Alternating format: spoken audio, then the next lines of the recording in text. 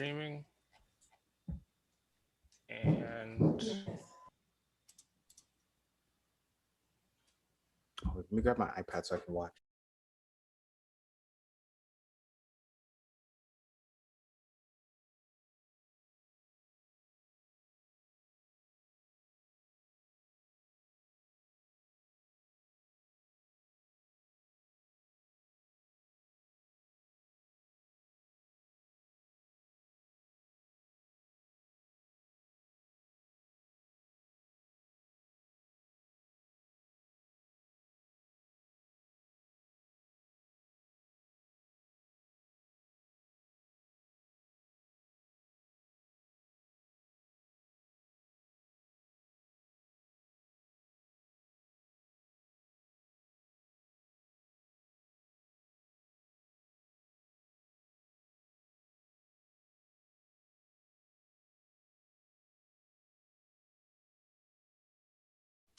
Heavenly Father, Lord God, thank you so much for this day, for this opportunity to have a conversation that is much needed. Heavenly Father, Lord God, thank you so much. And I pray and ask right now, Lord, that you be in the midst of this moment. It's in Jesus' name I pray this. Amen. Amen.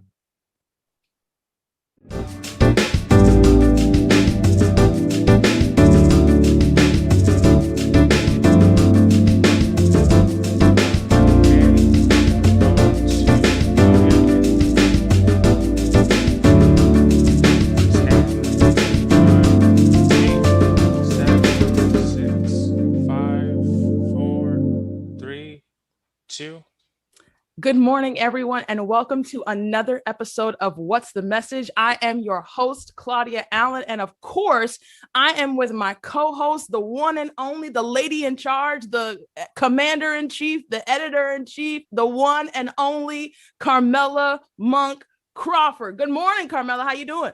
Claudia, you have to stop introducing me like that. You are the one. This, you all, Claudia is our girl, and you all know that. I'm just so happy to be running with you. What's going on? We got a good show today. We have a great show today. I am so excited. But before we even get to that, Carmela, I got to get your feedback on a pretty, what has the news called it? Groundbreaking, mind-blowing, bombshell interview between Oprah Winfrey and Prince Harry and Meghan Markle. What are you feeling, sis? What am I feeling? Well, first of all, so in light of today's program, I think that's such an old word, but in light of today's show, I like the sentiment where people are saying, look at what this man gave up to make sure that his wife felt okay. Little did he know that they were going to rip the carpet out from underneath his feet as well. I don't know if he expected all that, but you know, I loved the way that Harry stood by Meghan. Yeah. And decided, I'm not going down this road. I lost my mom already from the kind of foolishness, the kind of fever pitch that is encouraged by incessant gossip, incessant royal watching, incessant expectations. You know what I mean? It's like, I already lost the first love of my life. You all are not going to do that again. Yeah. And I love it. I think that's that's the way that we need to handle everything. You all are not going to get in this. Right. Yeah, absolutely. Absolutely. You know what I mean? Yeah. No. And I think that what was so mind blowing, you know, I watched The Crown. And so I'm a huge fan of The Crown. And, you know, my mom and I, we always talk about, you know, how much do we believe is real or fictional, or what are they playing on? And, you know, when she began to really testify about the isolation that she was experiencing, and how it really drove her to suicidal ideation, you know, it really made their episode on Diana very factual. It seemed very real.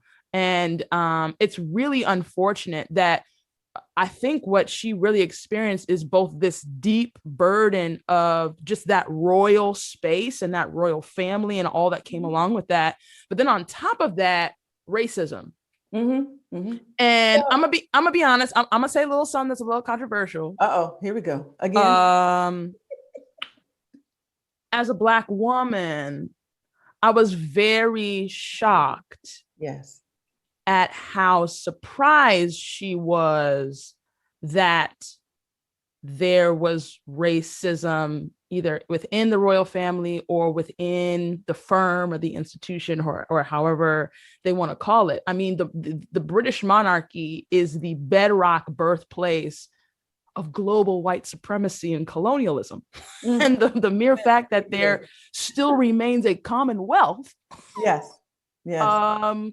Just kind of is like, okay, but like what did you expect, at least by way of the racism? I get maybe not understanding all of the emotional pressures that come along with joining that royal family, but just along the narrative of the racism that threw me.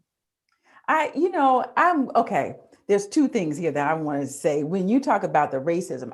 Because I think people who are loyal to the crown and they're, all about the royals, many people would gloss over the racism. They're like, of course it's hard to be in the limelight. Of course people are going to criticize you. Of course it's hard. And so they don't understand the racism in it that takes it to a different level.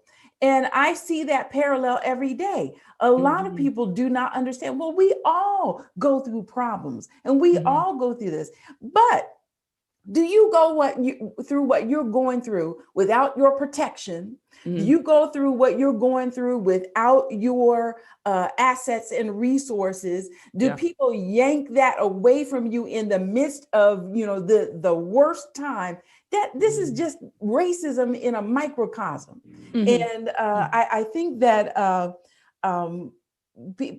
it is good for people to see and to understand this is taking it to another dimension. Yeah. And when you don't get a hold of it, it can be very dangerous. I felt scared for them.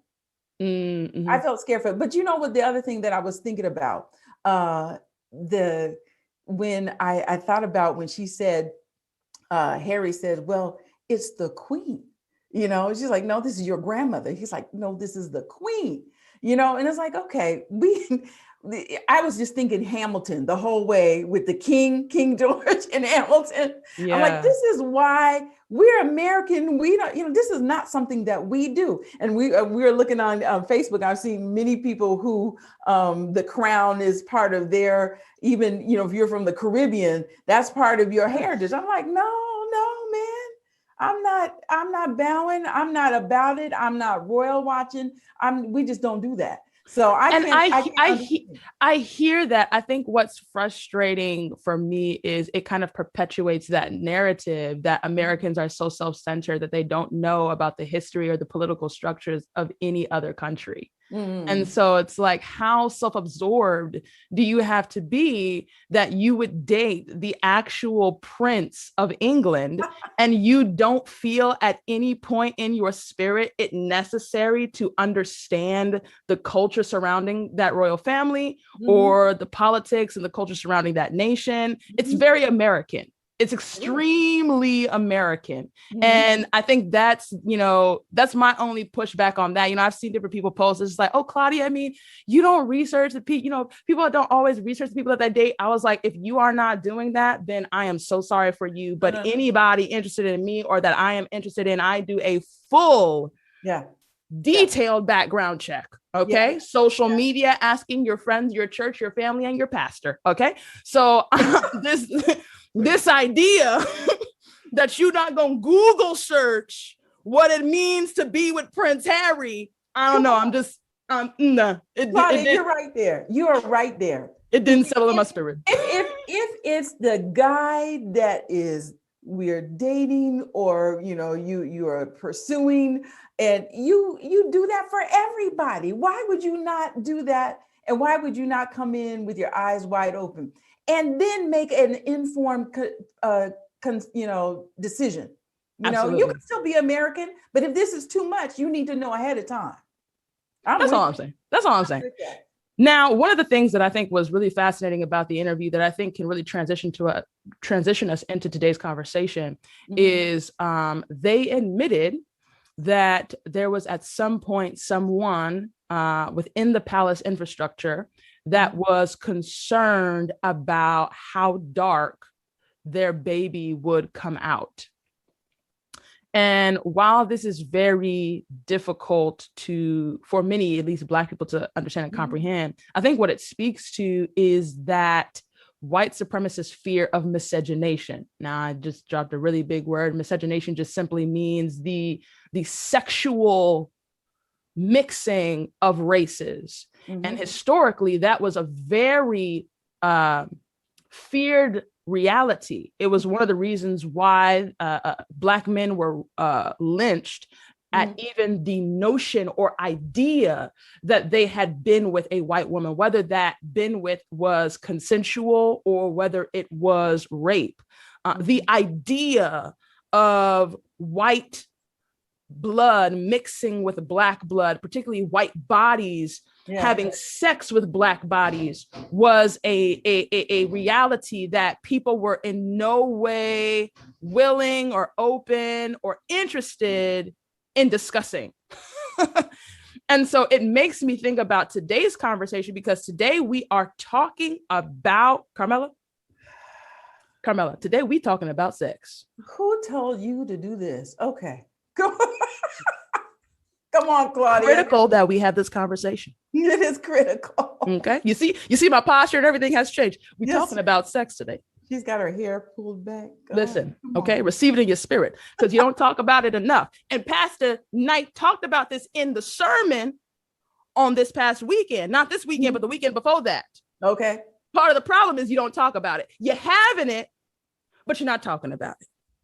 And so today's guests are guests that are going to help us talk about it today. All right. Our first guest is Dr. Wesley Knight.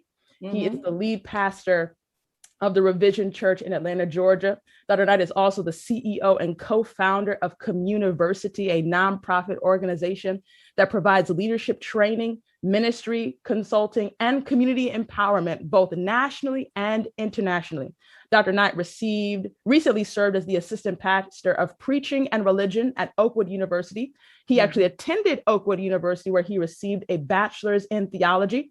He earned a master's of divinity with an emphasis in preaching from Andrews University. And he additionally holds a doctor of ministry degree from the McCormick Theological Seminary in Chicago, Illinois. Dr. Knight has pastored in Florida, California, and Georgia. He has a passion for preaching, social justice, youth empowerment, and civic engagement. In 2012, Dr. Knight was inducted into the prestigious Martin Luther King Jr. Board of Preachers and Scholars at Morehouse College. His greatest joy in this world is his family. Dr. Knight is happily married to his best friend, Stephanie, who works as a pediatric occupational therapist. Stephanie is the owner and CEO of the Playology Therapy Clinic, and she also serves the Lord through preaching, teaching, and empowering women. They are blessed to have two wonderful children. Dr. Knight's first book, Thirst Quenching Your Deepest Desire, is out and available on his website and on Amazon. Is playology part of this whole sexual? Never mind. Go ahead. Listen, no, I'm sorry, Carmela. I'm getting ahead. Go ahead, Carmela. Listen, I have to Vanna White because we don't do Humble on the Live. This is the book. I'm gonna need you to go get the book, because our conversation today is basically part 2 of this here book. All right. Now, one thing of importance that I also want to drop here is that one of Dr. Knight's children is a young woman by the name of Princess Knight. Princess Knight is a fabulous, fantastic writer who has written a number of articles for us here at Message Magazine. If you have not read the work of this young scholar and thinker, undergraduate student at Oakwood University right now, you are missing out on one of the most brilliant minds coming up right now. The girl is fantastic. I mean, when I say I just have a love for her. Every time she sends me something, I read it. And Princess is like, Claudia, so tell me what I can fix. I was like, girl, the list is not long. Okay. She is really just an amazing writer. And it's truly a pleasure to have the privilege of working with her. Our second guest is a longtime friend of mine. His name is Pastor Edsel Cadet. He is currently the pastor of the Cambridge SDA Church in Massachusetts, which is part of the Northeastern Conference. Edsel is a graduate of the Andrews University Theological Seminary, and he is currently pursuing a master's in clinical mental health counseling with a concentration in couples and family therapy with an emphasis in African and Caribbean mental health. Pastor Cadet is married to his best friend, Miss Nyasha, and he loves the Lord and wants to hasten his soon return. I'm so excited to welcome and introduce you to my friend, Pastor Cadet, who is also the co-author of a companion book that, as I was telling you guys, is coming out in partnership with Thirst. And this companion book that the both of them are working on is called Still Thirsty. Are you still thirsty? I think you're still thirsty. So we're about to have a conversation with Dr. Knight and Pastor Cadet. Pastor Cadet, Dr. Knight, welcome to the podcast. Good to be on. Thank you. Yeah. Thanks for the gracious introductions. You know how to set people up. Absolutely. Absolutely. Listen, so I'm gonna start like this here. Because one thing I love to do is I just love even sharing some of the thoughts from a piece, right? And so before we can get to part 2, we got to deal with part 1. Okay. Now, Dr. Knight wrote in the book Thirst. This is something that he wrote down. He said, nope, that's not the one that I wanted. Where did it go? Wait, here we go.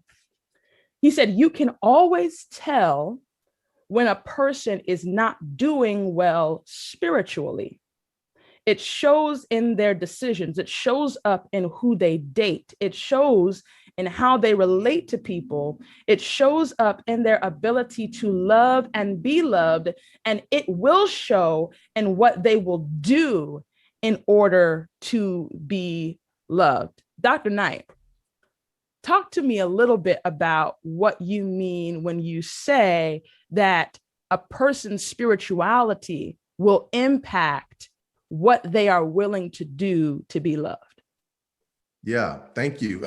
I think we want to say first to these brilliant women, Carmela Monk Crawford, and to you, Dr. Claudia Allen, we are grateful for this opportunity. Thanks for having us on. When it comes to that principle, that really comes from this spiritual principle that Jesus taught, right? When he said, it's not what is put into the body that defiles, it's what comes out. And what he was saying really is that our spiritual, I'm sorry, we got some dogs in the background, our little puppies, but our spiritual condition does in a real sense impact what we do. It impacts the way that we think. And then of course, what we think then impacts our behavior and our relationships. So it's this principle that we talk about in Thirst, and that we also talk about in part 2 in Still Thirsty, that everything flows from center to circumference. Whatever's going on in your spirit, which I think in certain circles, and ours is one of them, we don't talk a lot about that. What's happening spiritually, not just mentally, but what's going on in your spirit, because that will impact the way that you think, which of course impacts the way that you treat people, especially when it comes to sexual decisions and lifestyles. We don't just make those on the fly. That's not just something that happens in the moment of, say, temptation or attraction, but it's really tied to how do I feel loved in and of myself? Do I feel secure with who I am? Is my identity intact? And so that's why we talked about this inextricable connection between spirituality and sexuality. So I guess I'm gonna play the nut roll today. I'm pretty confident sex has nothing to do with spirituality. I'm just, how in the world is sex connected to spirituality? I'm pretty sure this is a very physical act, Dr. Knight. Well, it definitely is physical. But that's the problem. We have an over focus. And I think to say that spirituality has nothing to do with sexuality is an oversimplification of sexuality. And from a Christian perspective, the reason we know that spirituality is connected is because sexuality is first introduced by God. It's not something that is a human construct. It is part of the creation. So if we could argue, as many of us have, that in the garden, not only did God create the heavens and the earth and create humanity, he also created Sabbath as a gift to humanity, which we make that theological argument. If he then gave the Sabbath as a gift, he also gave sexuality as a gift within the context of marriage. So the first act, and I don't know if I say this specifically in the book, but we know biblically the very first act of sexual expression between man and woman was not only orchestrated by God, it was commanded by God, right? So that there's no way that you can separate spirituality. In fact, the problem, we posit that the problem we have with human sexuality today is that we have told divinity to get out of our sexuality. That we told God to get out of our bedroom. And when we did that was when we started to have the corruption of this precious gift. Right? Wow. So what got you into this? Why, Dr. Knight? I have listened to many sermons. I'm a fan. I mean, it's fascinating that you're a fan of me now, but I was a fan of you long before you knew who I was. Okay. I've listened to many sermons. And you've always preached passionately about a social justice. I mean, just strong biblical understanding. What and when had you make this shift towards beginning to teach on the Bible, spirituality, and sex? Yeah, that's a great question. I'm always asked that. How did you get into this? In fact, some of my friends tease me, like, of all the books you could have written, the first one was about sex, Right. But I think the reason why I got into it was Stephanie and I, my wife Stephanie and I would counsel. We do counseling together with those who are preparing for marriage and those who are married. And one of the things that kept coming up was not necessarily just like sexual dysfunction in the relationship, but this total misunderstanding and lack of education around sexuality. All the way, and sometimes when we talk about this, we talk about promiscuity. But we were seeing a lot of sexual rigidity in married couples. Because you're told no so much that when it's time to actually say yes, for the very few that haven't said yes before marriage, it was hard. And so I was like, okay, there's a lack of sexual education in the church. We have outsourced sexual education to culture and media. And since we understand theologically and biblically that sex was orchestrated by God, then we need to start developing a theology around sex. So that's really what it was. This is not an expansive theology, but it is a primer. It is a conversation starter about sexuality in the context of spirituality. So I did it because just from pastoring and talking with people and counseling, I just saw that there was a great need. And all of the perspectives around sexuality our people were being informed by media and culture rather than the Bible. Right. Well, it's interesting that you're saying this. And Pastor Cadet, you jump in here as well. When you said there is I guess a spectrum of the way people are, viewing sexuality. And wait a minute, before I even go down there. So you said your wife and you both do the counseling. So playology is a part of this or not? No, playology. Oh, Claudia's okay. laughing. No, playology is her occupational, pediatric occupational therapy business. So she's nothing comes, nothing. Okay. I understand why the playology part came in. It seemed like that would be a good name for anyway. So, okay, that's your business. That's the way. Okay, anyway. That's all right. But Mike, going back to what you were saying, what is interesting is, Barna research sort of, or probably that's maybe where you were pulling from, when it's not just people who are not professed Christians that have some confusion. Christians, everybody in all faiths have different views. And what Barna said in a study now that's like 5-6 years old now, and he's like, in their research, they're saying there is ambivalence and confusion among everybody. And so when you talk about a theology of sexuality, I think we all need to revisit this because, in this research, we're seeing that people, one, sexuality is only for procreation and reproduction because thus says the Lord. Other people are saying sexuality is to communicate and express love between two married people. Other people have said this is self-expression. This is about me, and this is about my need, and this is about how I do me. You know what I mean? And so, and then other people said this has nothing to do with married people, and that is too restrictive, too traditional, and all that sort of thing. So it seems to me there is no common ground. So what, in a nutshell, are you saying is the theology of sexuality? Yeah, good. I mean, that's good. You can jump in here if you want to. If I could sum it up, I think that we would describe it as the title of the first book, Thirst, in that sexuality is not only about what happens physically, but it's also about the spiritual and emotional needs that are being satiated, that are being that we attempt to meet through our sexual exploits. And I think that this was the difference for me between all of the other books I've read about sexuality and this one. All of the other books have prescriptions about what not to do and the theological reasons why not to do it. And there's a lot of, there's an overtone of shame and an overtone of fear around these things, hoping that we'll just wait till we, walk down the aisle before engaging in any of these things, hoping that these things will scare us into not making those kinds of mistakes.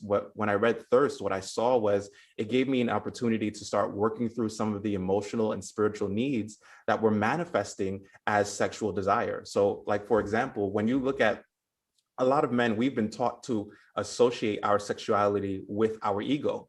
So what happens is, like, when you're young, you get high five from your boys. Yeah, you got her number. Yeah, you were able to, be with her or sleep with her. And then what happens is that later on, men, we may not even recognize that the reason we desire a particular person or we desire to have this sexual experience isn't because we value this person. It's not because we value them as a child of God, but it's because we have an insecurity that we're trying to meet.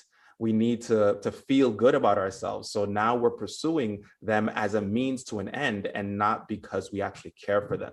So I think reintroducing God back into the equation gives us an opportunity to start seeing that it's not just about what happens physically, but it's also about what's happening emotionally and spiritually. I get it. Wait a minute. Okay, forgive me for being slow.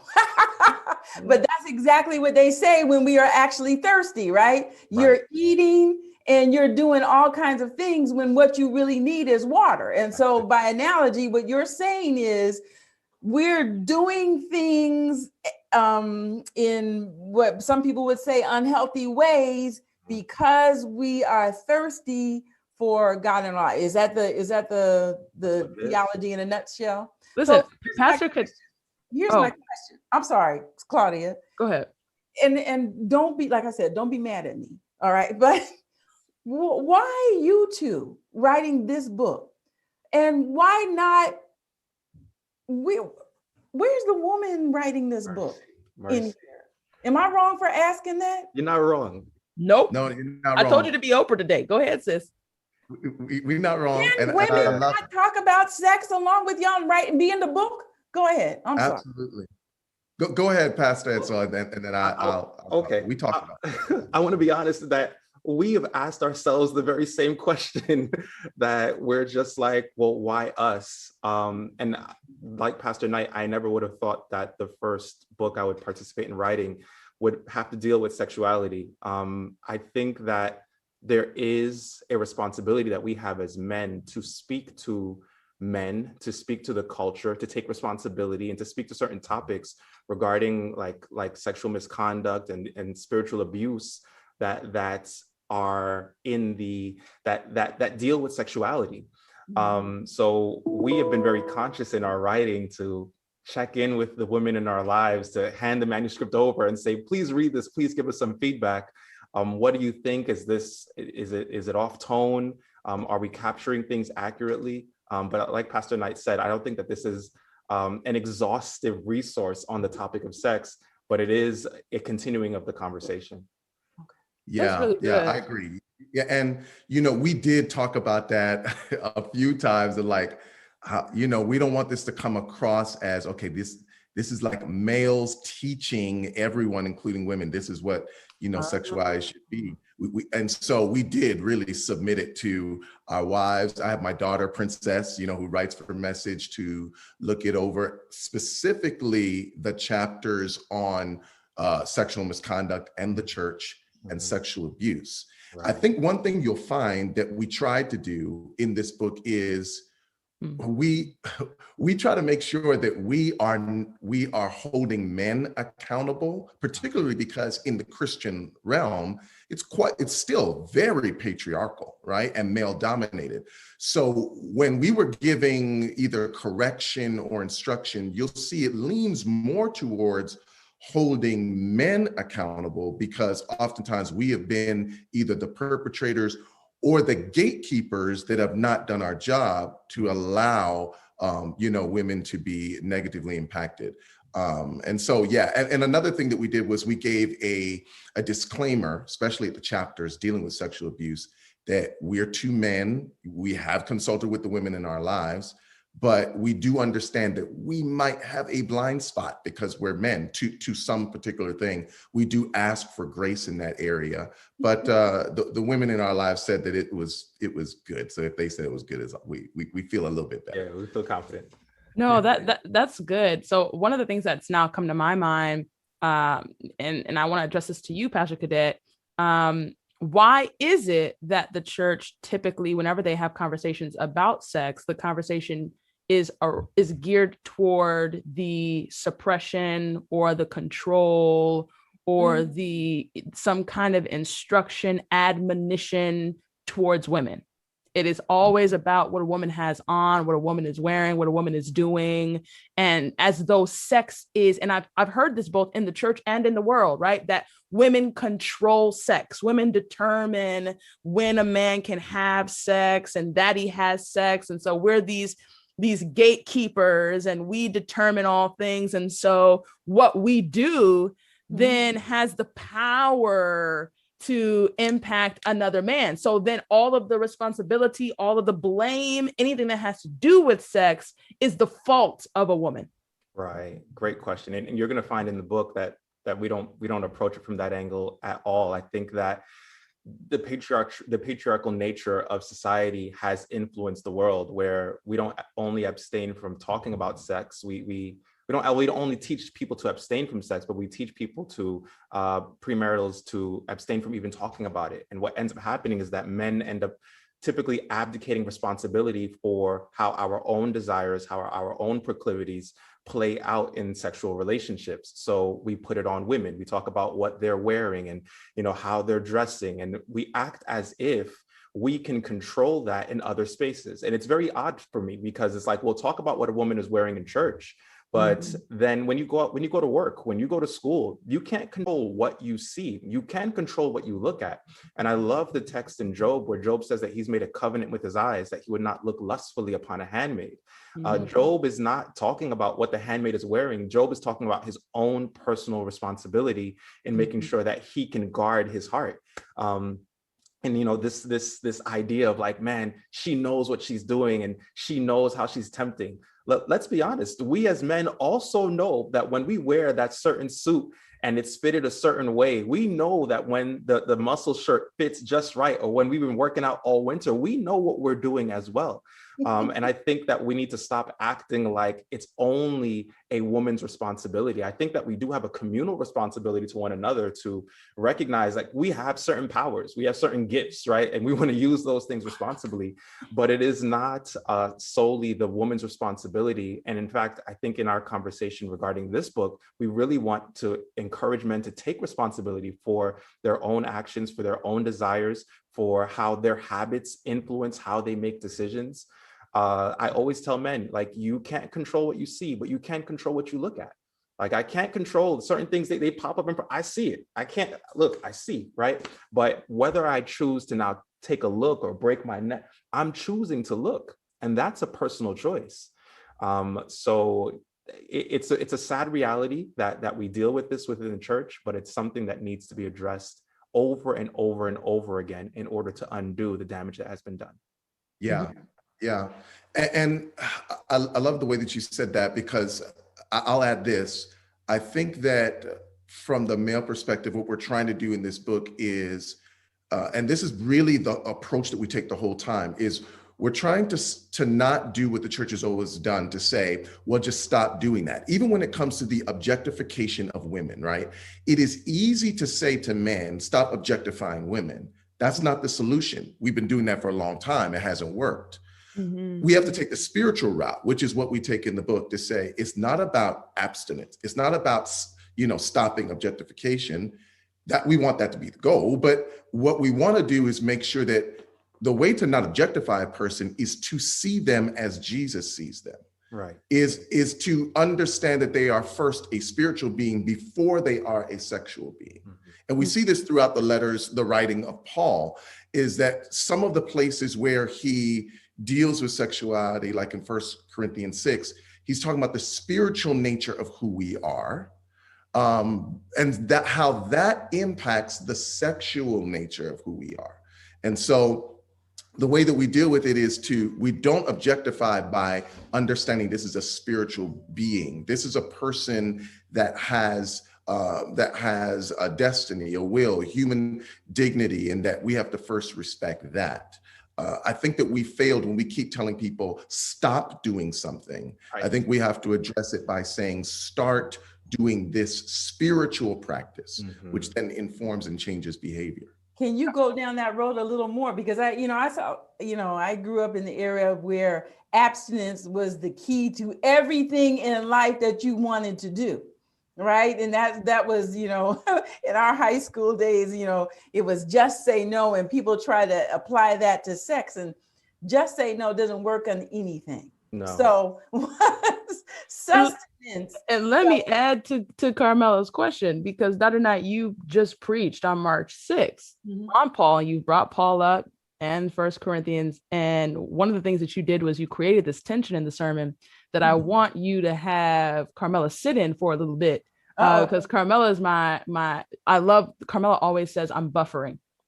And so I want you to talk a little bit about that line where Paul says to us, all things are permissible, my Jesus, but not all things are profitable. Talk to us about that. Yeah. One of the things, because, Pastor Cadet and I are in a series together based on the book, based on our new book, Still Thirsty. So our churches are worshiping together for the next month. And I was the person to start off the series. And one of the things I told him is, I want to address the fact that there is this ownership of humans. There's this personal ownership of human sexuality that is really the justification for how people live their lives sexually, right? It's my body. I can do with my body what I want, which when I read in 1 Corinthians 6, what Paul is doing, interacting with the Corinthian church that is so inundated by the sexual permissive air in Corinth, he says, listen, I agree with you all. All things are lawful. And one of the things I did on Sabbath, which you could tell in the chat, people were kind of getting tense. It was tense because I stayed on it for about 10, 15 minutes about how the fact, listen, you can do whatever you want with your body. You really can. I mean, in terms of the cultural understanding, there's no one who can tell you what to do with your body. And I think that we as Christians have to we understand God's ideal. But the reality is, when we are making sexual decisions, most people in that moment are not thinking about, well, what did God say? Or what does the law say? They're like, what's good for me right now in this moment? And I think it's important for us to start the conversation there, because oftentimes we make the conversation about morality. But the genius of what Paul did in 1 Corinthians 6 is to say, let's talk about your freedom, right? Your freedom to do whatever you want with your body, but how that freedom can negatively impact other people and yourself. Because sometimes what we think what it means to be free actually causes harm to ourselves, which he says later on. I'm free to do whatever I want with my body. I'm free to eat whatever I want, right? I'm free to do that. But there are some things that are just not going to profit my body. It's not going to help me. So while I can go and eat a certain thing, the question we have to really wrestle with, is it beneficial? Is it helpful? And so that's what we were trying to do with that message. And I do think that's important for people to think about, because while you do have your personal freedom, what will your freedom cost you emotionally, relationally? When I counsel people, or not even in counseling, just having conversations with people, it's interesting because people who kind of do whatever they want sexually, I've never had a conversation with them for them to say, you know what, and it's great. Like everything I want out of it, I get. Like I feel better about myself. They feel good in the moment, but I'm talking about even non-Christians will say there's an emptiness to it there. And I think that's what we need to wrestle with. Definitely. I want to address Carmela's question about just say no. Dr. Knight makes a great point in Thirst, and we expand on it in Still Thirsty, about not just teaching abstinence, but teaching sustenance.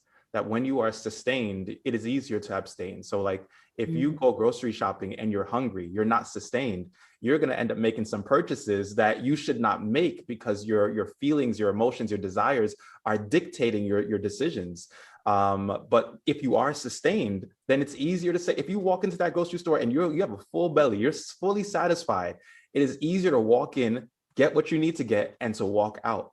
And we expand on that. So I think even we don't talk enough about how with temptation, the enemy is pulling emotional levers that make us feel justified in some of our acts. So even when we look at the temptation of Jesus in the wilderness, first temptation is not just about bread. He says, if you are the Son of God. That's an emotional button he's pushing, because it's like Jesus grew up in Nazareth, heard this story about how the Holy Spirit has got his mother pregnant. You know, it would be natural for Jesus to have questions about his origin. Where does he come from, right? So now it's like, kind of prove yourself, prove you are, you know, who you think you are. And out of that possible emotional insecurity, Jesus could have been like, boom, bread, right? And we do the same when it comes to sexuality, when it comes to many temptations. There's an emotional insecurity that the enemy is not afraid to trigger in order to cause you to fall into that temptation. So throughout this book, we try to help people like unpack that. So I want to make clear that although we are being conscious in making sure that we're holding men accountable, we're also trying to put our sisters onto game. We're trying to make sure our sisters know, look, this is some of what's been going on here. Make sure you're reading, make sure you have an understanding of some of the deeper issues that are taking place in our lives. Yeah, I don't think we even, I don't even think we mention the word abstinence in the book. And if we do, it's in comparison to spiritual sustenance, because like you said, Carmela, we've been preaching abstinence. My question is, how's that work for us? I don't think it's worked for us. And quite frankly, the most conservative, we don't talk about this a lot, but the most conservative people in religious places, in religious spaces like ours, often have the most egregious sexual skeletons in the closet. Go there. Because all they do is abstain. Mercy. Yeah. And they're not dealing with the real issue. Right. Okay, so and we're dancing around some toxicity. My thing, I guess, Claudia alluded to, we're talking about this today, but part of my thing is, anytime we talk about sex, I think as a Christian, we just come across as old-fashioned. We come, in the book I saw, I put an asterisk beside the phrase marriage bed, it's like stuff like that is so hard to communicate, what is God's ideal in today's society, especially when so many Christians are like, boom, this is it. You do what you need to do. You know what I mean? And so I want you to help me, number one, remind me why we are not doing this when everybody else says it, and what is the healthy approach. I would love to talk about, I'm sorry if this question seems confusing, but you say abstinence is not working. I have never met anybody who said they're so sustained and the sustenance has been so good that they are not out there. I just don't know anybody like that either. Mercy. Mhm, That's mhm. real. Yeah. And I think that's a manifestation of it not being taught, right? I growing up, I didn't know. All I knew was just say no. I didn't know that there was a source that could help me. Pastor Knight, I think you were going to go into this.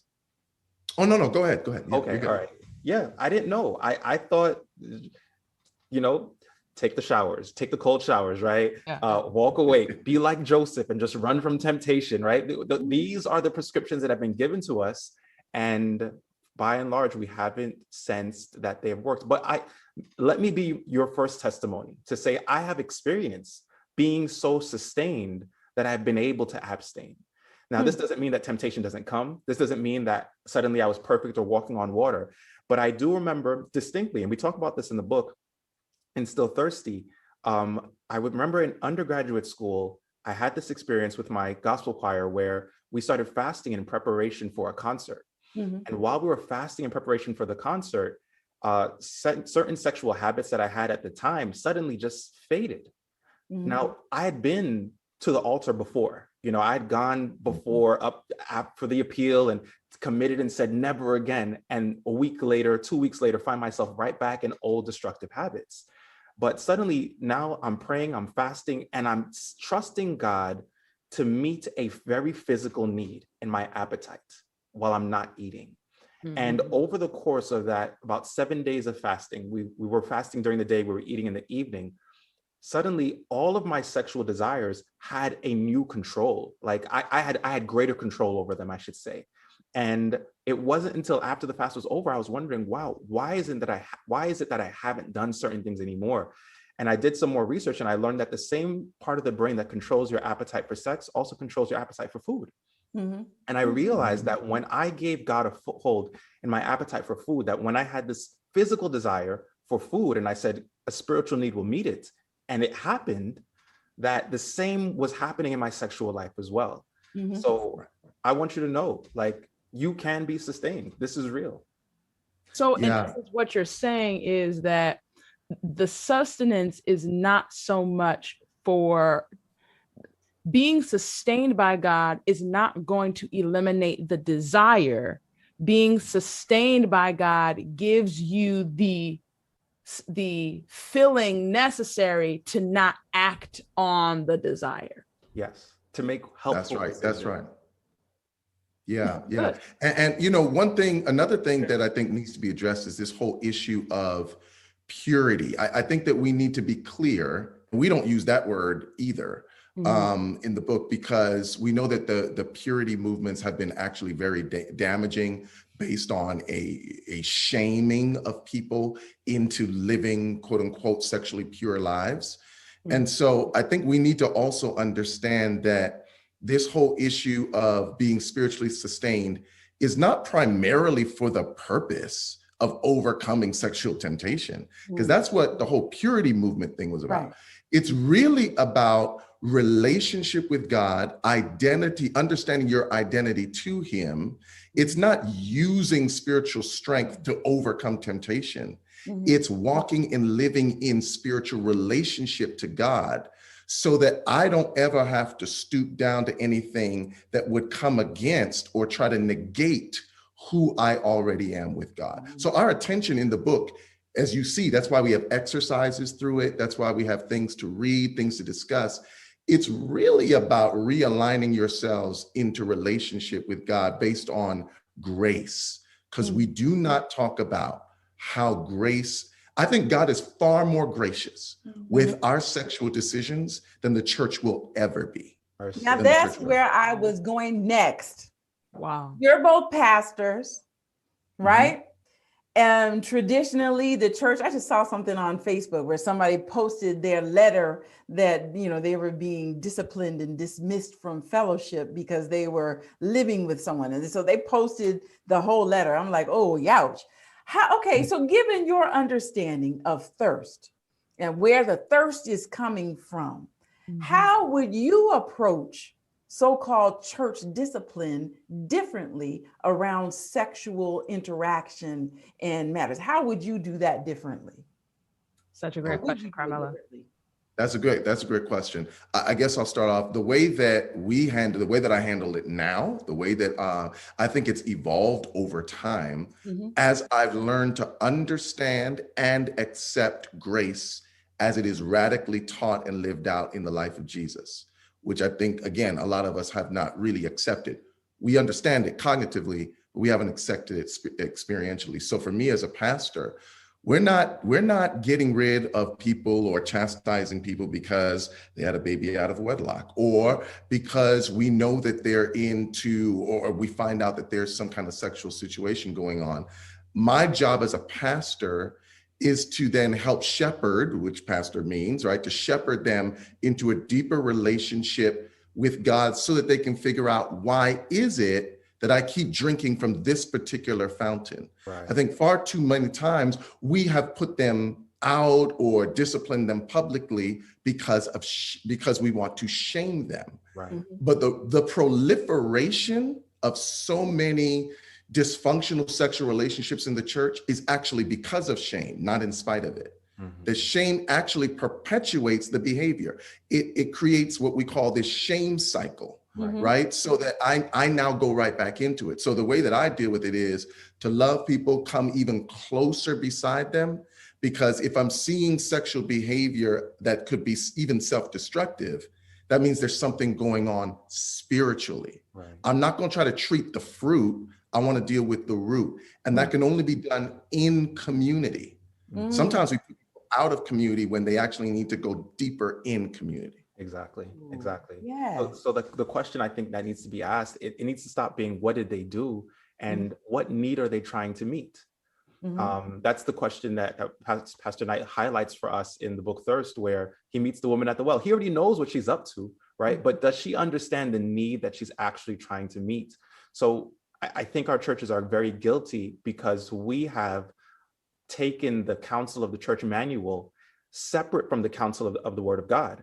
In 1 Corinthians 6, Paul gives very clear instructions as to what you need in order to get to the point of quote unquote disfellowship, right? So when he's talking about this instance where this man is sleeping with his father's wife, supposedly his mother-in-law, the only time when they get to disfellowship is when they have tried to redeem that brother over and over and over again, and he absolutely refuses. And he says that you do this in order to awaken their spirit, right? So the separating of community should be such a shock to the system of the brother or to the sister that they realize, well, something's really wrong. I need to figure some things out. The truth of the matter is, though, is that for most of our churches, we don't have enough real community that disfellowship would even do that work. So we go through the procedure of disfellowshipping, but we never had real community that would make a real difference in the person's life for them to realize, like, wow, something must be really wrong. Are you saying that it's like you're putting somebody out? People are like, okay, I don't care. What changes? That's what you're saying? What changes? They still come to Sabbath school. They still can come to church service, right? Now, all they've lost is voice and all they've lost is vote. But unless you've had real and true community with that person, the Bible makes it clear you don't even have really the right to disfellowship this person. Because it's not going to do what it's designed to do. Right. So, not to mention the fact that traditionally and historically, we've used disfellowship specifically against women in sexual sin, and we haven't included men. And not only that, I'm saying, did y'all read the rest of the list of stuff? Like slanders in there? When's the last time you heard somebody being disfellowshipped for that? Right. Ruining other people's reputation, that kind of stuff. So in a real sense, the church has weaponized disfellowship, particularly against women, which is why we need to uproot this patriarchy and misogyny that's at the root. It is at the root of our discussions in church about sexuality. Right. And I want to be clear. So in this process that's described in 1 Corinthians 6, if the brother or sister who has fallen into error repents and says, okay, I want to change, the process stops. You do not need to go to that That's place. right. However, how many times have we seen young ladies who have come to realize, or young men who've said, man, I messed up, I'm stopping. And the church continues down this path. That's what happens when you take the church manual and you leave Bible behind. Mercy. Wow. So, I mean, that was good. That was tweetable. Yes, it was. Now I'm buffering.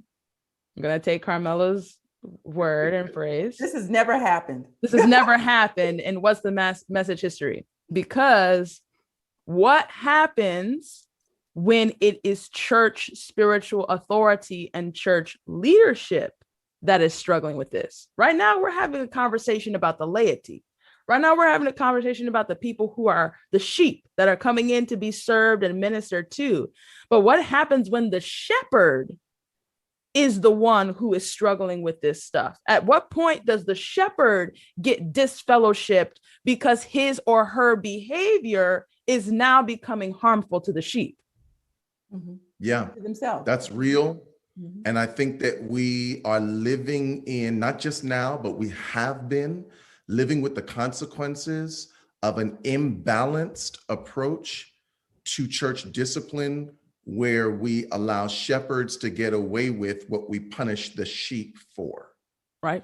And we're living with the consequences, because it didn't just happen now. It's been going on, right? And so for your question specifically, what needs to happen, number one, theologically, we do understand there is no distinction between clergy and laity. We are all laity. The reason that's an important thing to understand, that foundation, is because if we are all laity and we just have different functions and roles, then the disciplinary instructions of Scripture apply to all laity, including those who are pastors. And I think part of the problem is we made this distinction, so we got to treat clergy different. No, we don't. There's a different level of responsibility, which actually means we are more accountable. And so I think that there needs to be a process where we hold people accountable, where we do not allow people we shift them from another conference or to another church, simply transferring the same problem.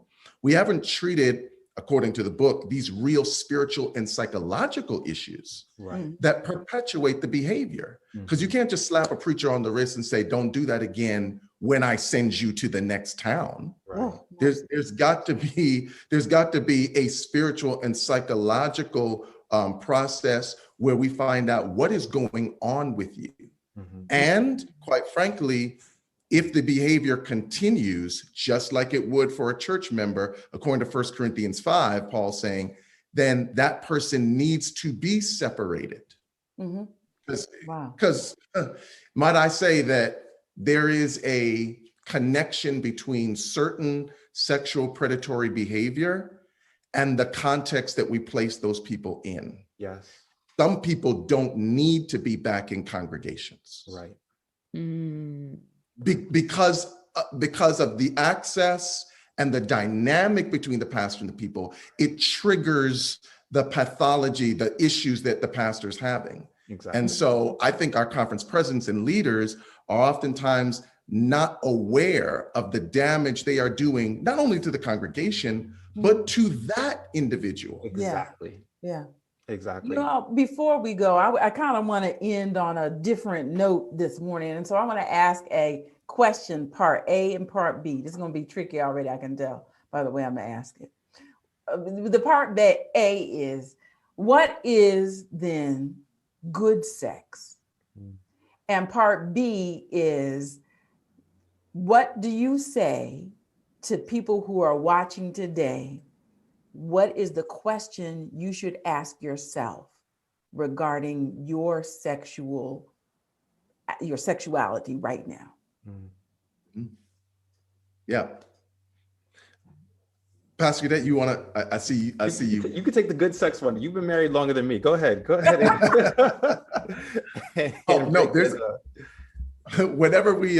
Whenever we talk about sexuality, whenever we do, and this is in the book as well, so you'll see, this is not a book that's really about bad sex. It's really pointing towards good sex, and why good sex, the way God intended, is really where we need to have our focus. Stephanie and I, whenever we preach on sexuality, we usually preach together on this, or she's in the series. In fact, she's preaching in 2 weeks as part of our series, Still Thirsty. And one of the things we talk about all the time is there's no way, and we kind of say this in a kind of braggadocious way, but there's really no way that having sex the way God intended can be compared with doing it outside of God's will. Because good sex is when you are in covenant relationship with a person and with God who has brought you together, so that there is no issue, so that there is high levels of trust, there's vulnerability, there is a mutual ownership of the spouses, that there is I can be literally naked with you, emotionally, mentally, and physically, that's good sex. When I know that when we are communicating through that expression, that I am communicating, you belong to me, I belong to you, we're exclusive. So that good sex, I think, is best experienced in that covenant relationship. Is it a perfect union? Absolutely not. We're not suggesting that, marriages have to be perfect in order to experience good sex. But good sex is that communication between two people who have not only made a promise to each other, but that God has brought them together. I think, and we expound on that in the book. Right. I want to push this a little bit. I know we have to close. Every time Dr. Knight comes, we go over. It is what it is. So if that is true, Dr. Knight, then how is it that you can have married couples who then complain and or state that they are not having good sex? Because then that makes us as single people say, well, I need to practice before I get in the situation, because what I am not going to have is a lifetime of bad sex. Yeah, that's good. You want to jump in, or you want me to? I can jump in. So to Dr. Knight's point, sex was designed to remind us of what it means to be in the presence of God. So in the presence of God, we experience safety, we experience love, we experience unconditional love and acceptance, which allows us to be vulnerable. It allows us to be our full selves, right?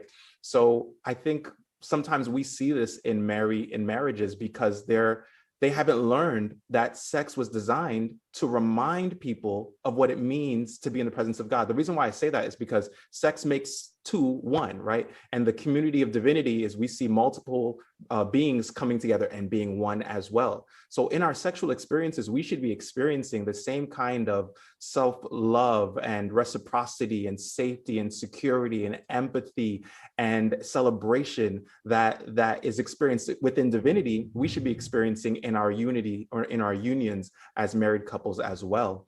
The challenge is that many Christians, many church members have not experienced what it means to be in the presence of God, have not experienced all of those things. They have experienced shame through church. They've experienced fear through church, but they haven't experienced true fellowship with the Lord. So even in their sexual experiences, a lot of us, we don't know what we're looking for. So we're being informed by the world, we're being informed by media about what sex should look like. And it's leaving out this entire area that God wants us to experience. This is why for a lot of us, like we kind of cringe inside to think like God is involved in my sex life. What does he have to do with sex? So to circle back to Carmela's question, I think the question we need to be asking ourselves in terms of like sex is, what needs am I trying to meet through sex? What are the desires that I'm trying to meet? And we need to be asking ourselves, is this sex the kind of sex that glorifies God? I know that sounds really churchy, but because he's the one who created it, I believe that it gives us an opportunity to really start seeking his will, his voice in regards to how we have sex. Yeah, and I'll say one more thing about this. We have this conversation, Stephanie and I, this presentation that we do called Best Sex Ever. And here's the thing. I think to get to the nitty gritty of your question about, I think Claudia asked this about, okay, so if people can be married and they're believers and they're having bad sex, you got single people who are looking on saying, Well, I think the reason you have marriages, so many Christian marriages that are having bad sex, is because there's poor communication, there's poor intimacy, there's poor, the other things that are part of making sex what it really should be. If there's a lack of trust, then we're not going to have a good sexual experience. In fact, we're not going to have sex at all if I can't trust you. Don't touch me, that kind of whole thing, right? So I guess it shows the interconnection between sexuality and spirituality, in the sense that if we are not connected spiritually, if we're not on the same page psychologically, if we're having issues where you're not respecting me as a person, whether it be male or female, then that's going to impact what we do sexually. We can never separate. Our problem was we've compartmentalized sex, not understanding that it is interconnected. And so when you think about it, the instructions of scripture on how we're supposed to love each other, particularly husband and wife, is actually a recipe for the best sex ever. Because if I have an issue and I'm not talking to my spouse about it, we're not going to have great lovemaking. But once we share, even if it's a hard conversation, and men really need to learn to do this, sometimes you're trying not to have the conversation because you don't want her to be upset. But it's the intimacy, the sharing, and having that hard conversation that leads to better intimacy, even when it comes to the act of sex. Right. So let me throw out this question. I wanted to phrase it like this. For all people, married or single, I think a critical question is, am I using sex to create these virtues, or am I using sex to celebrate these virtues? Because sex was not designed to create these things. These things that we're talking about, love, empathy, sometimes we think, oh man, if I sleep with them, maybe they'll love me. No, sex was not designed to do that. It was designed to celebrate the existence of these things that are already there. And I think that that's a critical question that we should be asking ourselves, whether we're married or not. Am I using sex to create these virtues or to celebrate these virtues? And it's designed to celebrate them, not to create them. Man, guys, this has been so enriching. So grateful to both you, Dr. Knight, and Pastor Cadet, for coming to the What's the Message podcast and just talking to us a little bit about sex and spirituality. So I'd like to give the both of you the opportunity to just share, how can people get still thirsty? Because the fact is, we went through thirst. We thought that we were figuring out how to quench our deepest desire, but we are still thirsty. So how can we get still thirsty, the companion book? Well, as we were talking backstage, Claudia, we were talking about the fact that this book, Still Thirsty, that Pastor Cadet and I wrote, is really a follow-up to Thirst, in the sense that we do take you on a journey, a spiritual journey, a self-reflective journey.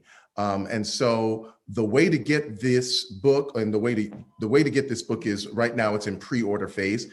It's almost ready. It's going to be released in about 2 weeks. The email, Pastor Cadet's email, our websites specifically for the book and to include the book will go live on Friday. But if you want to get signed up for the pre-order now, Pastor Cadet will share that email. I believe it's your email address at this point that we're going to use, right? Yes, just email me at edsel.cadet@gmail.org. That's edsel.cadet, cadet@gmail.org. You just email me, say that you would like the book. We do suggest that you get both books together. If you haven't read Thirst, please get both together. You can read Still Thirsty independently of Thirst. However, Still Thirsty just takes you so much deeper into a lot of what we've learned from Dr. Knight's book called Thirst. So we would love for you to get both. One of the things I want to make clear is that one of the really special things about Still Thirsty is that it is designed for you to read it on your own, but also for you to read it with a group. There are discussion questions at the end of each chapter, so that your sexual revolution that takes place doesn't have to happen in isolation. That you can have other people like-minded going on this journey along with you and developing this deeper understanding along with you. So we encourage you, drop it in your group chat. Make sure you're taking your friends along with you in this journey as we learn more about what that's about right. God's plan. Is that Pastor Cadet? Is that edsel.cadet@gmail.com, right? I know you said .org. which you Oh, mentioned. sorry. Yes, edsel.cadet@gmail.com. Good catch. Thanks. Appreciate it. No, yeah. We've got it in the chat right now, edsel.cadet@gmail.com. Guys, if you want to make sure that your name is on the list to get the pre-order for Still Thirsty, make sure to email Pastor Cadet at edsel.cadet@gmail.com.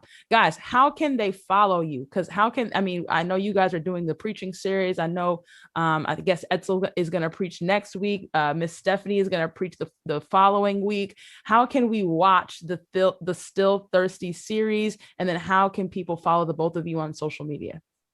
Right. So you can watch for Revision Church Atlanta, our YouTube channel, Revision Church Atlanta. You can subscribe there and watch us. Also on Facebook, Revision Church Atlanta. You can follow me at C Wesley Knight, on both Twitter and Instagram. And I'm Wesley Knight on Facebook. And either one of those mediums, you can be able to follow us and join us. Pastor Cadet is coming with an amazing message this coming Saturday in our joint service. So please join us for that. Right. And you can follow Cambridge SDA on Instagram and also on Twitter at Cambridge SDA.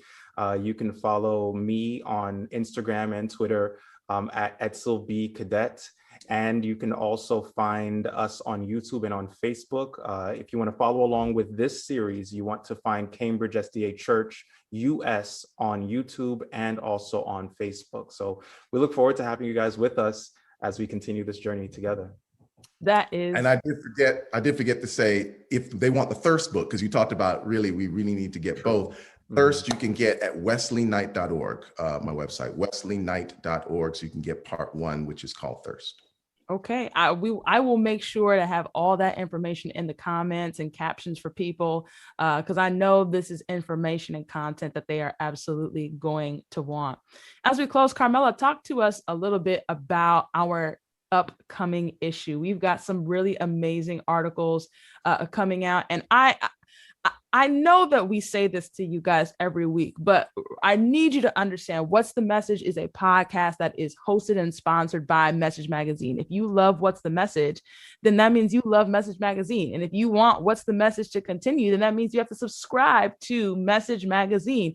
And this is not just an empty ask that we are making, but our print issue has phenomenal articles and content in it from well-known scholars, thinkers, renowned people that you love engaging with, that you are not going to get online. Listen, I'm not posting these articles on the website. They are not on the social media platforms. If you want this content, you've got to make sure that you are getting either our print magazine or our brand new digital magazine. And we've got an amazing issue coming out for March and April. Carmela, talk to us a little bit about it. Well, the new issue is out and you should have it. Go back and check your mailbox if you haven't seen it yet. And be willing, go ahead and jump online today and sign up for our digital issue if you want. I was going to say, we've been talking about our March, April issue, which is usually our health issue. And so we have been talking about how good it is to be able to know that if you are in a mindset that has you in an unproductive and unhealthy cycle, that God has given us, because we are fearfully and wonderfully made, the ability to change that.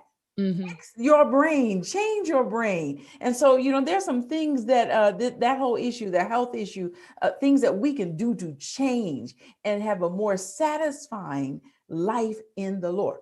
That sounded old fashioned. I know. I don't mean it to sound like that, but I'm going to tell you, it gets good. Just like I feel sustained today. I feel nourished today. We've been saying lately, the message is my superpower. Imagine somebody that you know around you who's going through some stuff right now, and you slip them some knowledge and some healing information like what's going on today.